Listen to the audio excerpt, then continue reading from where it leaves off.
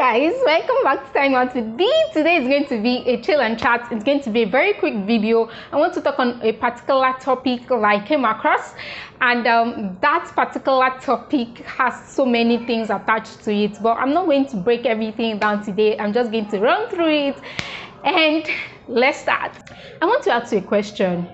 Why are you likely to continue with an investment even if the rational thing to do is to give up? Or why do you think gamblers continue gambling despite the fact that they've lost all of their money? You know, when you go to where people are gambling and this particular person has lost all of their money in the process of gambling, and probably the last cash with them or just an extra money they have, they still want to continue the game despite the fact that the rational thing to do at that moment is to stop it or just give up and all of that. It's a simple theory that I just came across recently, and I've been studying and reading about it. It is called the sunk cost fallacy. Let me explain.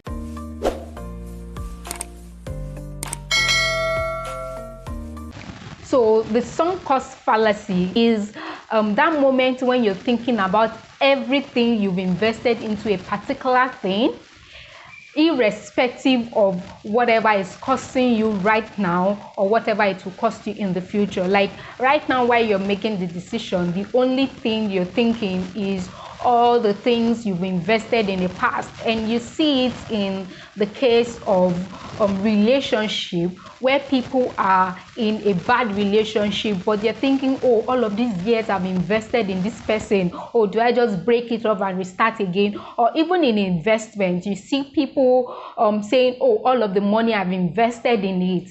And this is very similar to commitment bias and consistency bias, and that is exactly why I wanted to touch on it. I'm not going to dig deep. I'm just going to explain in simple terms so that we would know where this fallacy is affecting our life and we can address it, because this channel is all about self-development, as you know it by now. Do you know this is also the psychology behind Ponzi scheme companies? Whenever you invest money in the scheme or whatever investment they put out, how beautiful it looks, and you're not getting your interest when you're meant to get it, they bring out another investment opportunity, or they call you and say, oh, you just need to put in a particular amount of money and you will get your investment. Oh, you just need to put a particular amount of money. And if you're very conscious about or if you get drawn into the sunk cost fallacy, you start thinking, oh, I've already invested so much in it already. Let me just put in this small money. Instead, if I put in this small money, it is a lie. Like, sunk cost fallacy leads to toxic productivity or toxic commitment. And this, guys, is true to every entrepreneur, right? Or let me say YouTuber. Most of the YouTubers I've listened to, you see that they want to take a break, but because the algorithm and the way this social media thing work, or even influencers on Instagram, if they live for so long, the algorithm will start working against them, because it will be like, oh, they're not putting out content, and so they are so drawn into, oh, all of these years I've put into it, all of this effort I've put into it for this particular amount of months. If I stop for a month, it would affect me, and it will be bad for me to pick up. It will be hard for me to pick up again, for my channel to pick up, for my videos to pick up, and we get drawn into toxic consistency. We become slave to the things we're doing. Most of the time, you just want to lay in bed, and genuinely your body deserves it. When some people are really, really tired, and instead of them to take a break, they're thinking, oh, I need to be productive with my life. Oh, if I'm not doing this, if I'm not checking off this list, I'm not productive. That exactly is sunk cost fallacy. That exactly is toxic productivity. Your past investment shouldn't be put over your present benefit or whatever would happen in the future.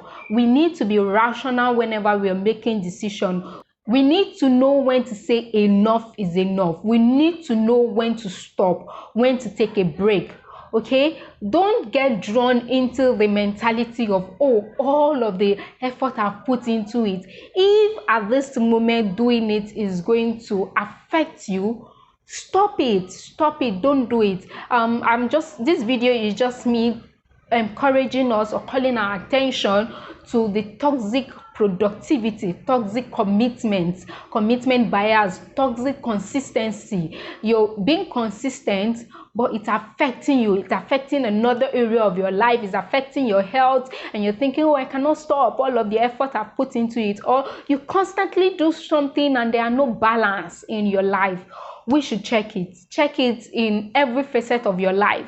Is it relationship? Are you investing into a particular thing and you're thinking, oh, it's not bringing forth result again, or I can see into the future and I can see that this thing is not going to yield, but you're just being falsely hopeful because of all of the investment you put into it in the time past. You're thinking, oh, how can I forgo this? Sometimes it is wise for you to forgo it and start something fresh than, digging more pit, because you continuing in that path that is definitely wrong will not make it right. You know that, right? It won't make it right. You're just digging the pit or the hole deeper and deeper, and the only solution when you find yourself in a pit is not to stop, or is not just to stop, is to stop, get out and find a new path. So let's check any area of our life that this sunk cost fallacy has been affecting us in every area of our life, and let's make conscious effort to start being rational in the decisions we're making. In conclusion, I'm going to say, don't be a slave to consistency or anything as that.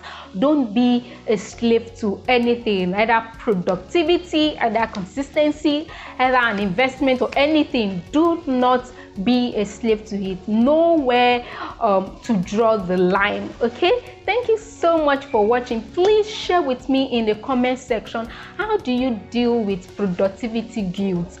Because sometimes if I'm not doing something, I start feeling guilty that, oh, am I wasting away? Am I wasting my life? Am I wasting my time? So how do you deal with it? Please definitely share with me in the comment section. I would love to learn from you. Hold on, before you leave, like this video, share it with your friend, and don't forget to drop that comment for me in the comment section. Check out my other videos right here and right here. I'm so sure you'll enjoy them. See you next episode of A Time Out with B.